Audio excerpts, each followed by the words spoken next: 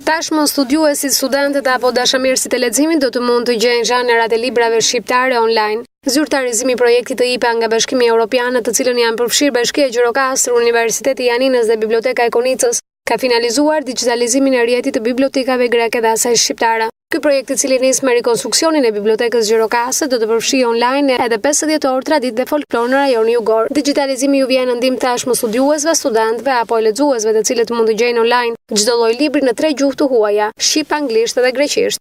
Sot jemi në Infodej, pra në informimin e publikut për përfundimin e projektit IPA të Bashkimit Evropian, Ballkaneana.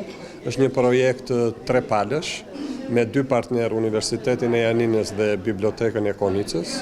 Projekti ka synuar në digitalizimin e bibliotekave të Gjirokastës dhe të Konicës, krijimin e rrjetit evropian të digitalizuar. Gjatë 2 vjetëve është realizuar rikonstruksioni plot i bibliotekës Apostol Meksi në Gjirokastër, digitalizimi i rreth 1000 titujve të librave, libra të gjitha zhanreve, si dhe rreth 50 orë traditë dhe folklor nga rajoni jugor i Shqipërisë.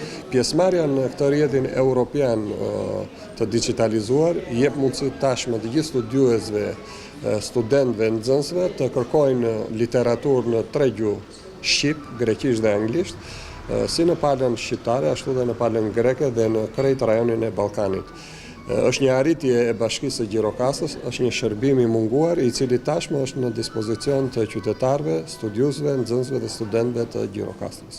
Në të vërtetë ne jemi përpjekur të përzgjedhim nga të gjitha zhanret dhe ka literaturë shkencore, ka literaturë artistike, ka literaturë për fëmijë, ka literaturë studimore të studiuesve shqiptar, ka dhe materiale të tjera për cilat janë të interesuar studiuesit vendas dhe të huaj.